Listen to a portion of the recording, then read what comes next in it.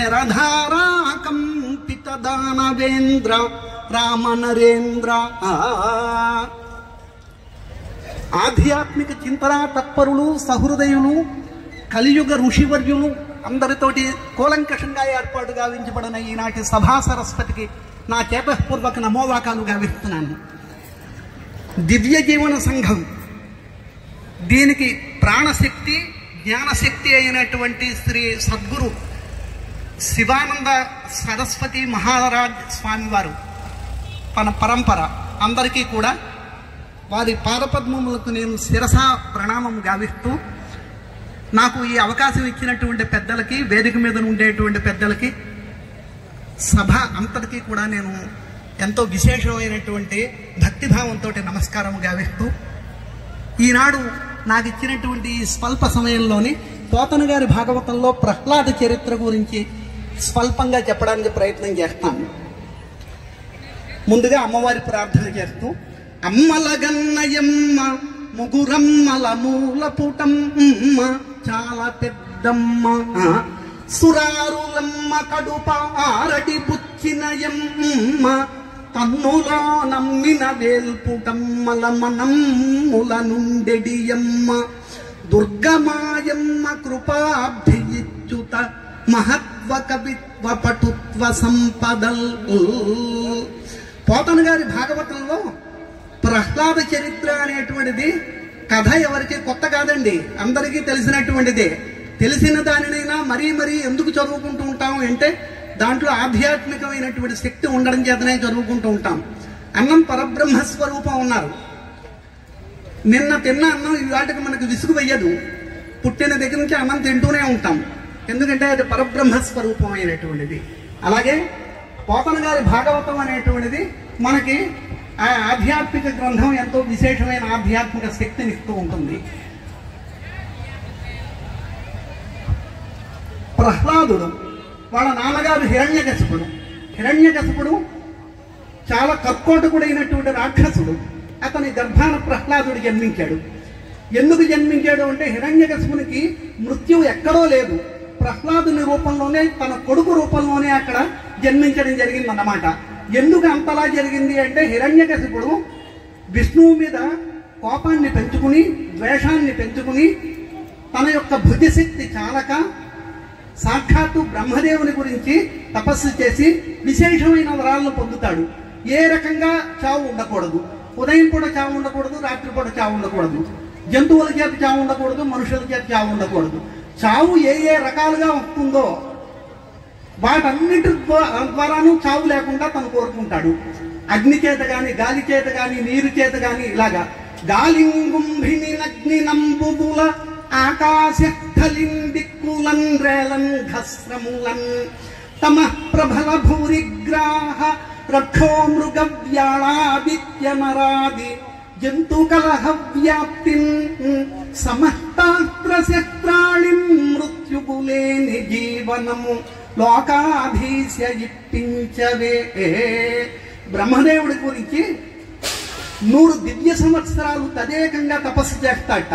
చేస్తే బ్రహ్మదేవుడు కాదనలేక మరి ఆ వరాల్ని ఇయ్యడం జరుగుతుంది. ఇంకా వరం పొందినటువంటి వాడు గర్వంతో దేవతానీకాన్ని నిర్జించడం మొదలు పెడతాడు. అట్టళ్ల తోడ కోటలు కట్టలు కంగుల ద్రోచి క్రవ్యాదులతో జట్టు విడిసి దిక్పాలుర పట్టణములు గొనియనతడు బలమునధిప.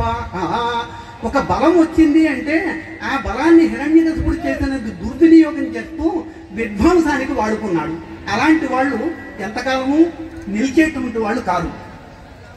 విష్ణువు దగ్గరికి దేవతలంతా మొరపెట్టుకుంటే కాలము కూడా చంపెద చముండందా కమిత్రోబలన్. హిరణ్యకశిపుడిని సంహరించడానికి నేను కూడా ఇప్పుడు వచ్చి ఏమీ చెయ్యలేను, ఎందుకంటే వాడికి కాలం కర్మం కలిసి రావాలి, ఆ సమయానికి నేనే వస్తాను అంటే దేవతలు అన్నారు, వాడికి కాలం కలిసి వచ్చింది అనే విషయం మాకు ఎలా తెలుస్తుంది దేవా అంటే, కన్న కొడుకు నందు శుద్ధ సాధులందు సురలందు శృతులందు గోవులందు విప్రకోటియందు కన్న కొడుకు నందు కడగి నాయందు వాడెన్నడలుగు నాడే హింసనందు.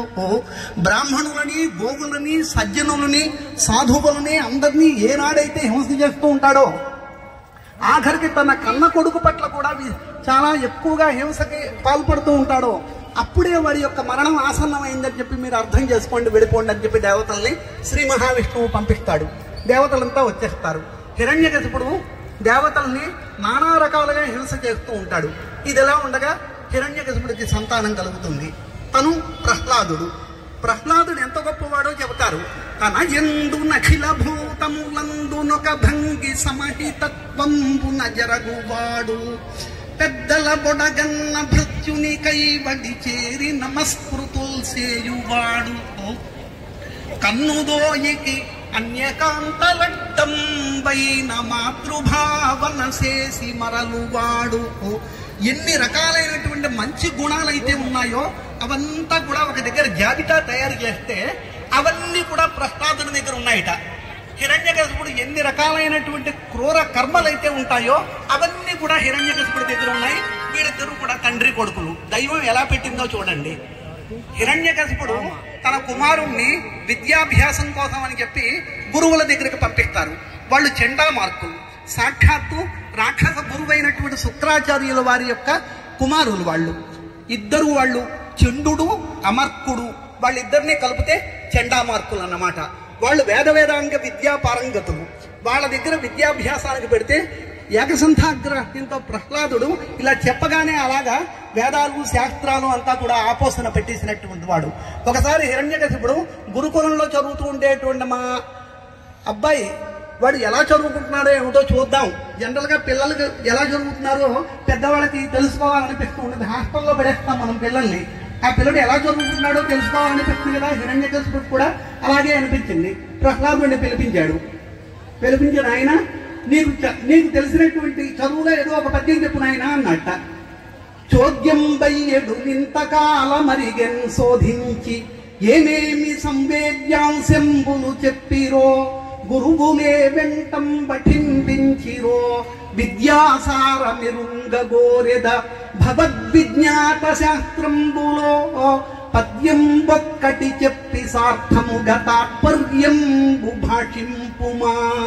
నాయన నువ్వు చదువుకున్న చదువులో ఏదో మంచి పద్యం చెప్పి అర్థం చెప్పు నాయన అంటే, వీడు అప్పుడు ప్రహ్లాదుడు ఏమిటంటాడు, ఎల్ల శరీరధారులకు నిల్లను చీకటి నూతి లోపలంద్రెళ్ళక, వీరునేమను మతి భ్రమణంబున భిన్నులై ప్రవర్తిల్లక, సర్వమున్నతని దివ్య కళామయమంచు విష్ణునందులను చేర్చి తారడ వినుండుట మేలు నిశాచరాగ్రణి.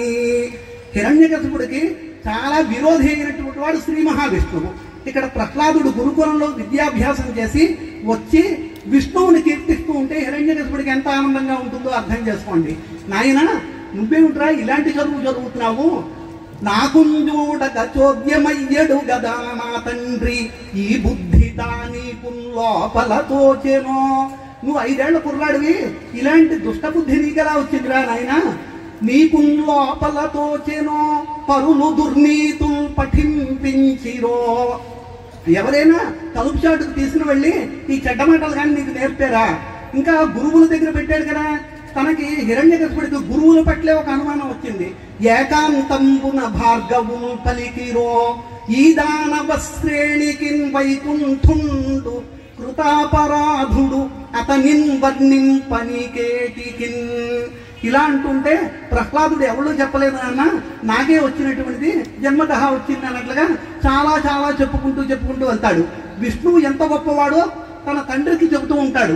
అంధేందూదయము మహాబధిర శంఖారావము మూక సద్గ్రంథాఖ్యాపనము నపుంసక వధూకాంక్షల్ కృతజ్ఞావళి బంధుత్వంబులు భస్మహవ్యములు లుబ్ధద్రవ్యములు క్రోడ సద్గంధంబుల్ హరిభక్త వర్జితుని రిక్తవ్యర్థ సంసారము.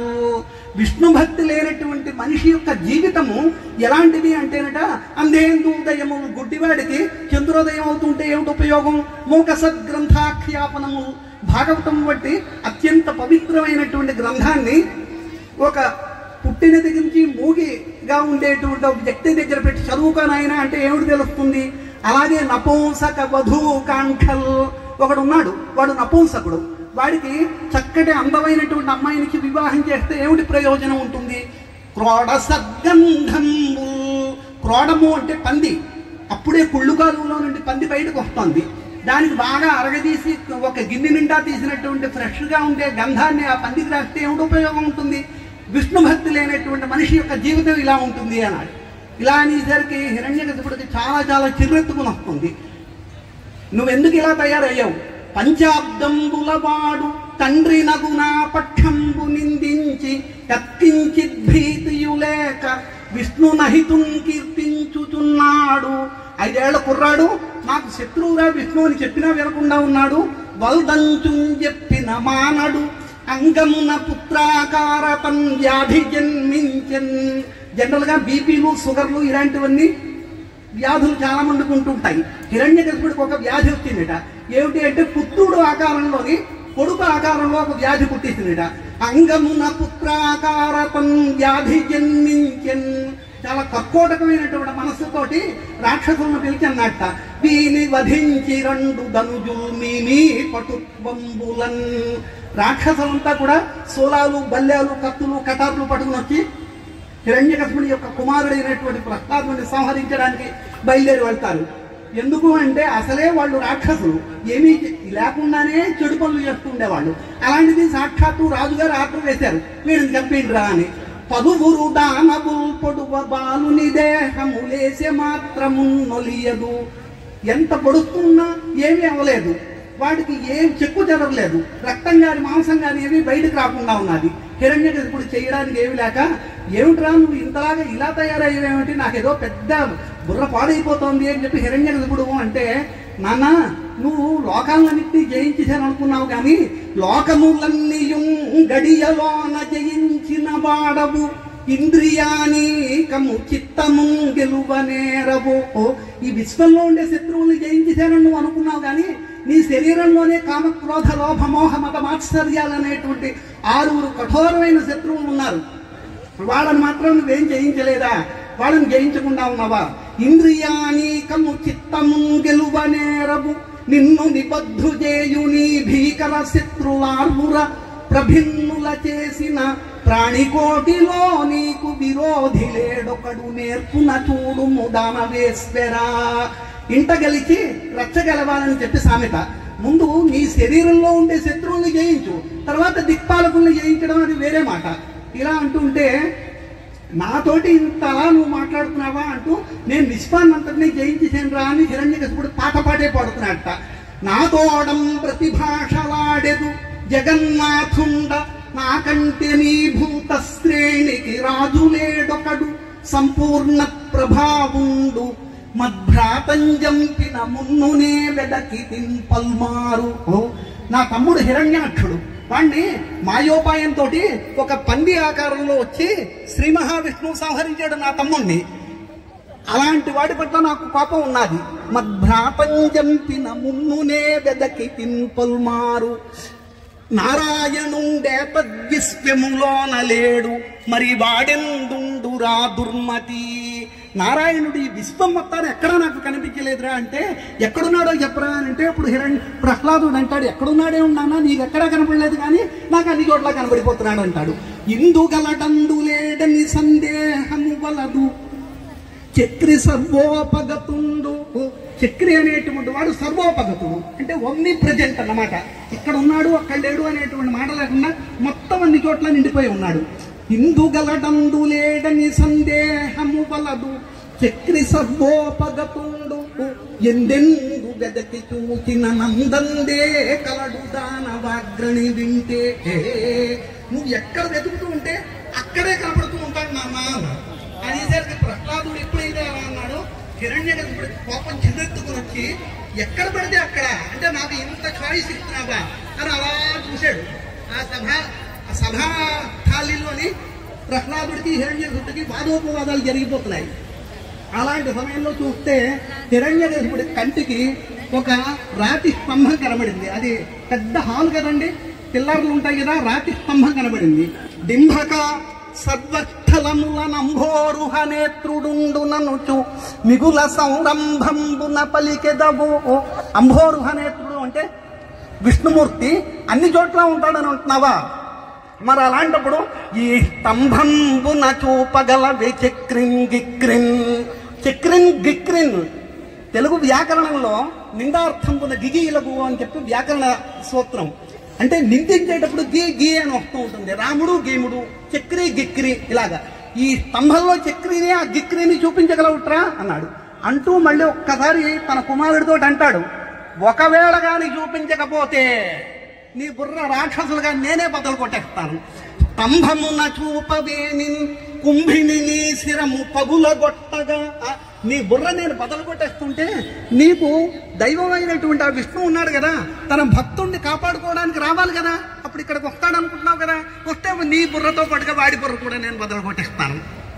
స్తంభమున చూపవేని కుంభిని నీ శిరము పగులగొట్టగా రక్షారంభమున వండి హరి విశ్రంభంబున నడ్డపడగ శక్తుండగునే. ఇలా అనేసరికి ప్రహ్లాదుడు కూడా చిన్న విసరు డిగ్రీ పెంచి, ఏమన్నా విష్ణు ఎక్కడా లేడు, ఎక్కడా కనపడలేదు అనుకుంటున్నావా? అంభోజాసనుడాదిగాగ తృణపర్యంతంబు విశ్వాత్మకు సంభావంబున నుండు ప్రోడ విపుల స్తంభంబునందుండడే. బ్రహ్మదేవుడు మొదలుకొని గడ్డి పరక వరకు ఈ మధ్యలో ఎన్ని వస్తువులు ఎన్ని పదార్థాలైతే ఉంటాయో అన్నిట్లోని కూడా మహావిష్ణువు ఉన్నాడని చెబుతున్నాను కదా. మరి అలాంటప్పుడు ఈ ఒక్క స్తంభంలో విష్ణువు ఉండడా? నీకెందుకు ఆ రకమైన అనుమానం వస్తోంది? అంభోజాసనుడాదిగాగ తృణపర్యంతంబు విశ్వాత్మకు సంభావంబున నుండు ప్రోడ విపుల స్తంభంబునందుండడే. స్తంభాంతర్గతుడయ్యునుండుటకు ఏ సందేహము లేదు, నిర్దంభత్వంబున నేడు గానబడు ప్రత్యక్ష స్వరూపంబునన్. తప్పనిసరిగా విష్ణువు కనపడతాడు. నీకు స్తంభం కావాలనుకుంటున్నావు కదా, స్తంభాన్ని కొట్టి చూడు, అందులోనే విష్ణువు వస్తాడన్నాడు. అనేసరికి హిరణ్యకశిపుడు ఎక్కడా కూడా కోపం తగ్గకుండా వెంటనే తన చేతిలో గద ఏం లేదు. సినిమాలో గదతో కొట్టినట్లుగా చూపిస్తారు. ఎందుకంటే యుద్ధాలకు వెళ్ళినప్పుడు గదలు కత్తులు ఇవన్నీ ఆయుధాగారాల్లో ఉంటాయి, తీసుకుంటారు. తండ్రికి కొడుక్కి సంవాదం జరిగిపోతుంది కదా, అలాంటి సమయంలో ఏం చేస్తాడంటే చేతిలో ఏం లేదు, గద కోసం వెళ్తే కోపం తగ్గిపోతుందేమో, అరిచేత్తోటే కొడతాట స్తంభాన్ని. వినరాడింభక మూఢ చిత్త గరిమన్ విష్ణుండు విశ్వాత్మకుండ నిభాషించదవు. విష్ణువు విశ్వం ఉంటాడని అంటున్నావా? అయిన నిందు గలడే యంచున్ మదోద్రేకి ధనుజేంద్రుండవచేత వ్రేసెను మహోదగ్ర ప్రభాసుంభము జనదృగ్భీషణ దంభము హరిజను సంరంభము స్తంభము. ఆ స్తంభాన్ని పటామటు కొట్టేట. అంతవరకే హిరణ్యకశిపుడు చేయగలిగినటువంటిది. దాని తర్వాత అందులోంచి నరసింహస్వామి ఆవిర్భవించడం అన్నదండి పోతన గారు విజృంభించేస్తానన్నమాట. ఇట్లు దానవేంద్రుండు పరిగృహ్యమాన వైరుండును వైరానుబంధ జాజ్వల్యమాన రోషానలుండును రోషానల జంఘన్యమాన విజ్ఞాన వినయుండును వినయ గాంభీర్య ధైర్య జైదీయమాన హృదయుండును హృదయ చాంచల్యమాన తామసుండును తామసగుణ చంక్రమ్యమాన ధైర్యుండును అయి విశ్రంభంబున హుంకరించి బాలుని ధిక్కరించి హరినిందు చూపుమని కనత్కనక మణిమయ కంకణ క్రేంకార శబ్దపూర్వకంబుగా దిగ్గంటి దంతభేదన పాఠవ ప్రసిద్ధంబుకు హస్తంబుర సభామండప స్తంభంబు వేసిన బ్రేటు తోడన దశదిశలను మిడుంగురులు స్థితరం జిటిలి పెటిలి పడి బంభజ్యమానంబగునం మహాస్తంభంబున నుండి ప్రళయవేళ సంభూత సప్తస్కంధ బంధుర సమీరణ సంఘటిత ఘోర జోదృశ్యమాన మహాబలాహక వర్గ నిర్గత నిబిడ నిష్ఠుర దుస్సహ నిర్ఘాత సంఘ నిర్ఘోష నికాశంబులైన ఛట ఛట స్ఫట స్ఫట ధ్వని ప్రముఖ భయంకరారావ పుంజంబులు జంజన్యమానంబులై ఎగసి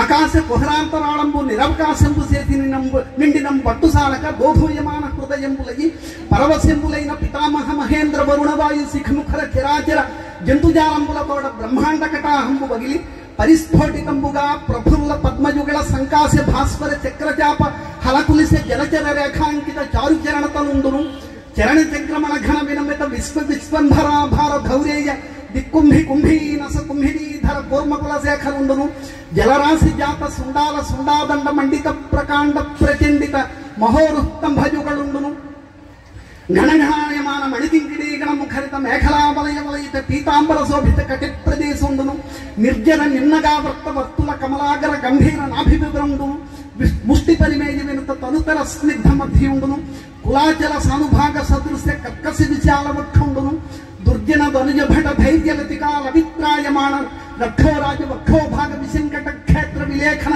చెంగలాంగలాయమాన ప్రతాపజ్వలన జ్వాలాయమాన శరణాగత నయన చకోర చంద్రరేఖాయమాన వజ్రాయుధ ప్రతిమాన భాసమాన నిశాత ఖరతర ముఖ నఖరుండును శంఖచక్ర గదా ఖడ్గ పుంత తోమర ప్రముఖ నానాయుధ మహిత మహోత్తుంగ మహీధర శృంగ సన్నిధ వీరసాగర వేలాయమాన మాలికా విరాజమాన నిరర్గళానేక శతభుజార్గళుండును మంజు మంజీర మణిపుంజ రంజిత మంజులహార కేయూర కంకణ కిరీట మకర కుండలాది భూషణ భూషితుండును త్రివళీయుక్త శిఖరి శిఖరాభ పరిణద్ధ బంధున కంధరుండును ప్రకంపన కంపిత పారిజాత పాద పల్లవ ప్రతీకాశ కోపావేశ సంచలితాధరుండును శరత్కాల మేఘజాల మధ్య ధగద్ధగాయమాన తటిల్లతా సమాన దేదీప్యమాన దౌట్రాంకురుండును కల్పాంతకాల సకల భువన గ్రసన విలసన విజృంభమాన సప్తజిహ్వజిహ్వాతులిత తరళతరాయమాన విభ్రాజమాన జిహ్పుండును మేరుమందర మహాగుహాంతరాల విస్తార విప్లవక్త్ర నాసికారంధ్రుండును నాసికారంధ్ర నిస్తర నిబిడ నిశ్వాస నికర సంఘట్టన సంక్షోభిత సంతప్యమాన సప్తసాగరుండును పూర్వ పర్వత విద్యోతమాన ఖద్యోత మండల సదృఢ్య సమంచిత లోచనుండును లోచనాంచల సముత్కీర్యమాన విలోల కీలాభీల విస్ఫులింగ వితాన ప్రోరుధ్యమాన తారకాగ్రహ మండలుండును శక్రచాప సురుచిరాదభ్ర మహాభృలతా బంధుర భయంకర వదనుండును ఘనతర గండశైల తుల్య కమనీయ గండభాగుండును సంధ్యారాగ రక్తధారాధర మాలికా ప్రతిమ మహాభ్రంకష పంతన్యమాన పటుతర సటాజాలుండును సటాజాల సంచాలన సంజాత వాతడోలాయమాన వైమానిక విమానుండును శంఖవర్ణ మహోర్ధ్వకర్ణుండును మంత్రదండాయమాన మందర వసుంధరాధర పరిభ్రమణ వేగ సముత్పద్యమాన వియన్మండల మండిత సుధారాశి కల్లోల శీకరాకార భాసుర కేసరుండును పర్వాఖర్వ శిశిర కిరణ మయూఖ గౌరతనూరు హుండును నిజగద్యాని నద నిర్దళిత కుంభ సుప్రతీక వామనై రావణ సార్వభౌమ ప్రముఖ దిగిభరాజ కర్ణకోటనుండును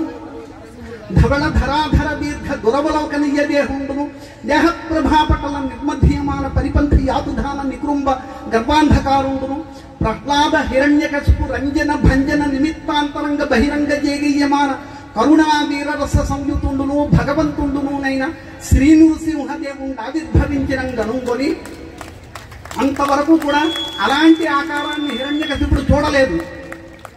క్రిందనంతా మనిషి, పై తలకాయ మాత్రం ఒక్క సింహం అన్నమాట.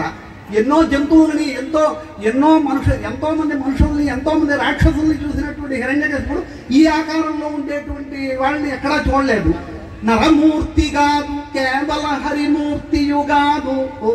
అలాగని పూర్తిగా మనిషి అనడానికి లేదు. హరి అంటే సింహం అని అర్థం. అలాగని సింహం అని కూడా అనడానికి లేదు. నరమూర్తి కాదు, కేవల హరిమూర్తియు కాదు.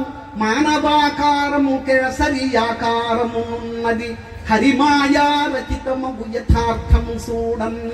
ఇది హరి యొక్క మాయాశక్తే ఇలా వచ్చేసింది నన్ను చెప్పడానికి. ఏదో చిన్నపిల్లవాడు 5 ఏళ్ల కుర్రాడు ఏదో బాగేడు అనుకున్నాను కానీ అమ్మ నాయన కొంపలు అడ్డుపోయేగా ఎలాగా అనుకుంటూ తెంపున బాలుడాడినను ధీరప సర్వగతత్వము ప్రతిష్ఠింపదలంచి. సర్వగతత్వం అంటే అన్ని చోట్ల ఉంటాడు అనేటువంటి దాన్ని నిరూపించడానికి శ్రీ మహావిష్ణువు చిన్నపిల్లవాడు మాట్లాడినా కానీ బయలుదేరి వచ్చేసాడు అనమాట. తెంపున బాలుడాడినను ధీరత సర్వగతత్వము ప్రతిష్ఠింపదలంచి ఇందు నరసింహ శరీరము దాల్చి చక్రి శిక్షింపగ వచ్చినాడు హరిచే మృతియంచుదలంటూ. ఆ ఆకారాన్ని చూసేసరికి హిరణ్యకశిపుడు సగం చచ్చిపోయాడు అన్నమాట. హరిచే మృతియంచుదలంతు అయిన నా సొంపును పెంపునందరును చూడ చెరింతు హరింతు శత్రుని. అయినా సరే ఏదో మామూలుగా ఊరికే హిరణ్యకశిపుడు చచ్చిపోయాడని చెప్పి నాకు బ్యాడ్ నేమ్ రాకూడదు, అందువల్ల నేను ఏం చేస్తున్నా అంటే విష్ణువుతో కొంచెం పోరాడతానని చెప్పి ఆయన మెత్తంబడిన చిత్తంబుర గద ఎత్తుకొని తత్తరంబున నార్చుచు అకుంఠిత కంఠీరవంబు దగ్గరు గంధసింధురంబు చందంబున. అంటే ఒక పెద్ద సింహం దగ్గరికి అరుచుకుంటూ ఒక లేడి పిల్ల వెళ్ళిపోతే ఎలా ఉంటుందిట, అలా ఉన్నారిట హిరణ్యకశిపుడు. అకుంఠిత కంఠీరవంబు దగ్గరు గంధసింధురంబు చందంబున నట్టంజర పుంజరుండు నరసింహదేవునకు ఎదురు నడచి తదీయ దివ్య తేజోజాల సన్నికర్షంబునం చేసి మహాదబానలంబు దగ్గరన ఖద్యోతంబురం పోలే మహాదబానలు అంటే అడవుల్ని కాల్చేస్తూ ఉండేటువంటి అగ్ని, లాస్ ఏంజల్స్ లో అమెరికాలో కాలిపోతున్నది కదా, అలాంటి దాన్ని దావానలం అంటారు. దాని దగ్గరికి ఖద్యోతం వెళ్ళిపోతుంది. అంటే ఖద్యోతము అంటే మనకి రాత్రిపూట మిడుగురు పురుగు కనపడుతూ ఉంటుంది కదా, అది ఆ దావానలం మీదకి యుద్ధానికి అని చెప్పి ఒక మిడుగురు పురుగు వెళ్ళిపోతే ఎలా ఉంటుంది, నరసింహస్వామి మీద యుద్ధానికి వెళ్ళాడు అలా ఉన్నారట. మహాదవానలం దగ్గర ఖద్యోతం పోలే కర్తవ్యాకర్తవ్యములు తెలియక నిర్గత ప్రభువుడైనాడు హిరణ్యకశిపుడు. ఇంకా తన యొక్క చాప్టర్ క్లోజ్ అయిపోయింది. నరసింహస్వామి ప్రాణం ఉన్న వాటితోటి ప్రాణం లేని వాటితోటి ఏమీ కాకుండా తనని సంధ్యా సమయంలోని ద్వారబంధం మీద కూర్చోబెట్టి తన యొక్క కఠోరమైనటువంటి గోళ్లతోటి చీల్చి చంపాడన్నమాట. చించున్ హృత్కమలంబు సోణితము వర్షించుంధరామండలిన్, తన యొక్క హృదయాన్ని హృత్కవాటాన్ని పూర్తిగా తన యొక్క గోళ్లతోటి చింపేసి హిరణ్యకశిపుని యొక్క పేగులన్నింటినీ కూడా తీసేసి మెడలో వేసేసుకుని నరసింహస్వామి సంహరించడం జరిగింది. ఎందుకైనా ఎప్పుడైనా సరే ఒక మనిషికి ఒక శక్తి వచ్చింది అంటే ఆ శక్తిని అది దబ్బవచ్చు, పలుకుబడవచ్చు, లేకపోతే భుజబలం అవ్వచ్చు, ఏదైనా సరే ఒక పదవి ఇవ్వచ్చు. అది ప్రజలకు ఉపయోగపడేటట్లుగా ఉండాలి తప్ప అది విధ్వంసానికి వాడితే మాత్రం హిరణ్యకశిపుడిలాగే వాడి జీవితం ముగుస్తుంది స్మ అనేటువంటి సంకేతం మాత్రం పోతన గారు ఇందులో పెట్టారనమాట. నాకు తెలిసినట్లుగా ఏవో 2 ముక్కలు నాకు ఇచ్చినటువంటి సమయంలో చెప్పగలిగాను. ఇందులో ఏమైనా పొరపాట్లు లోటుపాట్లు ఉంటే మన్నించి నన్ను ఆశీర్వదించి నాకు ఇక్కడ ఈ దివ్య జీవన సంఘంలో అవకాశం ఇచ్చినటువంటి పెద్దలందరికీ మరొక్కసారి కృతజ్ఞతాపూర్వక నమోవాకాలు గావిస్తూ స్వంతి.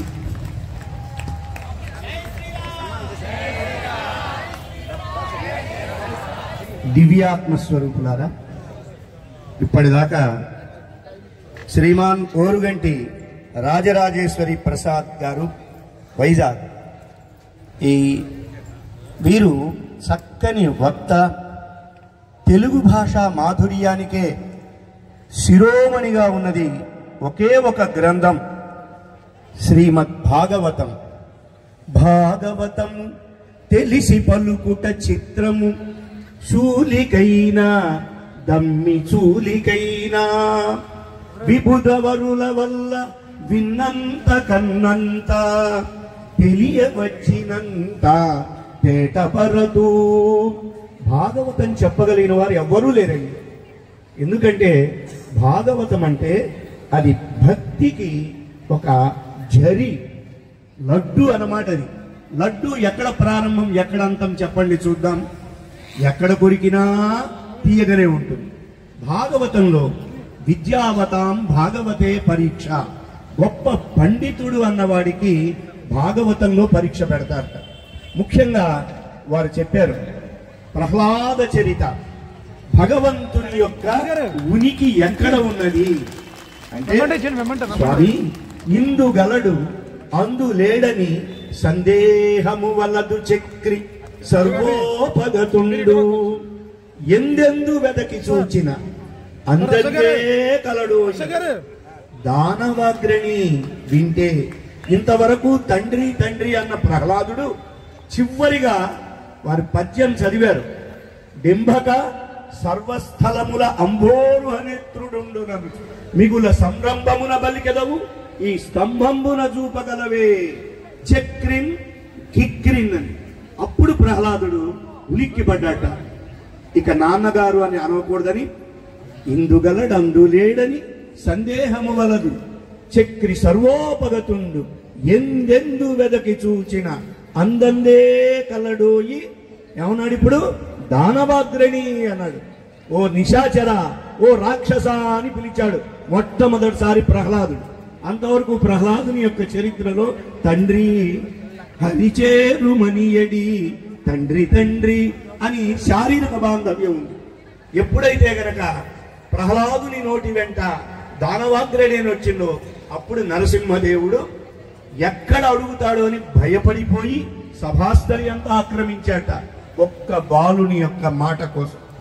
అసలు లక్ష్మీ నృసింహావతారం మిగతా అవతారాలా కాదండి. అనేక మంది రాక్షస సంహారానికి రాలేదు. కేవలం పిల్లవాడు, చిన్న పిల్లవాడు, వారు చెప్పారు పంచశరద్వయస్కుడు, అటువంటి వాడి ఒక్కడి కోసమే మహావిష్ణువు యొక్క అవతారం. లక్షలాది మందిని సంహరించడానికి రామావతారం, కృష్ణావతారం వస్తే ఒక్క పిల్లవాడి కోసం, ఆ పిల్లవాడి మాట నిజం చేయడం కోసం ఆ స్తంభంలోంచి మానవుడికే ఇన్ని తెలివి ఉంటే భగవంతుడికి ఎంత తెలివి ఉంటుందండి. వాడు అక్కడ కాదు ఇక్కడ కాదని చెప్పారు కదా, అవన్నీ కాదు. తన ఒడిలో కూర్చోబెట్టుకుని చీల్చి పడవేశాడు, చీల్చి పేగులు తీశాడు. ఎందుకో తెలుసా? పొట్ట పొడిచిన ఒక అక్షరం ఉందా లేదా అని. ఏం అక్షరం అది? హరి అని 2 అక్షరాలు ఉన్నాయని నరసింహదేవుడు వెతికాట. చూశారా? ఈ జీవితం వచ్చినందుకు హరినామస్మరణ చేయాలి ప్రహ్లాదుడిలాగా. ప్రహ్లాదుడు ఎంత గొప్పవాడంటే గురువును మించిపోయాడు. లోకంలో ప్రహ్లాదునికి ఆధ్యాత్మిక సంపత్తుని గర్భంలోనే ఉన్నప్పుడు ఇచ్చారు. ఎవరు? నారద మహర్షి. కానీ పేరు చెప్పుకునేటప్పుడు భాగవతోత్తముల పేరులో మొట్టమొదటి పేరు శిష్యుడు. ప్రహ్లాద నారద పరాశర పుండరీక వ్యాసంబరీష శుక శౌనక భీష్మదాల్భ్యాన్ రుక్మాంగదార్జున వశిష్ఠ విభీషణాదీన్ పుణ్యానిమాన్ పరమ భాగవతాన్ స్మరామి అని తెల్లవారుజాము లేచి భాగవతోత్తములను నామస్మరించడంలో మొట్టమొదటి పేరు ఎవరికి వచ్చింది? ప్రహ్లాదుడికి వచ్చింది. ప్రహ్లాదుని అంత గొప్పవాడు చేసినవారు గురువు నారదుడు. వారి పేరు తర్వాత వచ్చింది. అది గురువు యొక్క మహత్యం. కాబట్టే మన తెలుగు భాషలో ఉన్న మాధుర్యం తెలియాలంటే మందార మకరంద మాధుర్యమున్నదేను అని పోతన గారు వ్రాసినటువంటి ఆంధ్ర మహాభాగవతంలో కొన్ని పద్యాలైనా ప్రతి వారికి కంఠస్థం రావాలి. గజేంద్ర మోక్షము, ప్రహ్లాద చరిత్ర, అంబరీషోపాఖ్యానం, కుచేలోప ఎన్నో ఉన్నాయి. ముఖ్యంగా వేదాంతాలు తెలుసుకునేవారు ఎవ్వని జనించు జగమెవ్వని లోపల నుండు అని తెలుసుకుంటే మన దివ్య జీవనం యొక్క పరమార్థం అర్థమవుతుంది. మన రాజరాజేశ్వరి ప్రసాద్ గారు అద్భుతంగా శ్రీమత్ పయోనిధి నికేతన చక్రపాణే యోగీశ యోగ చరణాంచ మధువ్రత అంటూ లక్ష్మీ నృసింహ మమ దేహి కరావలం లక్ష్మీ నృసింహస్వామి ఆవిర్భావం చేశారు. ఈరోజు మొదటి ఈ సభలో భగవంతుడైనటువంటి లక్ష్మీ నృసింహస్వామి సర్వాంతర్యామి మనందరిలో ఉన్నాడు అనేటువంటి దానిని చెప్పాం. మన దివ్య జీవన సభల్లో దేవానంద చిన్నస్వామి వారు ఒక తెలుగు పద్యం చదివేవారు. ఇప్పటికే చాలా మంది గుర్తుంటుంది. నీ పాద కమల సేవయు నీ పాదార్చకులతోడి నెయ్యము నితాంత అపార భూతదయయు తాపస మందార మాకు దయసేయగదే. ఎప్పటికైనా మనం కోరుకోవాల్సినది నీ పాదాల యందు భక్తి. నీ పాదార్చకులైనటువంటి ఇంతమంది ఆత్మ విద్యా సంపన్నులతో భక్తులతో ఈ స్నేహం కుదుర్చు తండ్రి అని రెండూ కోరుకోవాలండి. అంతేకాదు శివానంద స్వామి చెప్పినట్లుగా నితాంత అపార భూతదయు సర్వ ప్రాణిషు సద్భావన అది మనకు ఉండాలి. ఈ మూడు కలిపిన అవతారమే లక్ష్మీ నృసింహ అవతారం. దాన్ని వైభవంగా వారు ఎంత కష్టపడితే ఆ గద్య వారి కంఠస్థమై ఉంటుంది. ఎందుకంటే ఆ లోతు తెలిసిన వాళ్ళకి అర్థమవుతుంది. ఎంత చక్కగా అన్ని పద్యాలు ధారణ చేసి ఈ సభలో వినిపించారు. వారు మన తెలుగు భాష పట్ల నిబద్ధతగా చక్కనైనటువంటి ఉచ్చారణతో ఇన్ని పద్యాలు ఇక్కడ అతి కొద్దిగా సమయంలో చెప్పారు. వారికి సభాపక్షాన మీ అందరి పక్షాన అనేకానేకమైనటువంటి శివానంద స్వాముల వారి యొక్క అనుగ్రహాన్ని అర్పిస్తుంది. జై బలో శివానందజీ మహారాజ్ కి.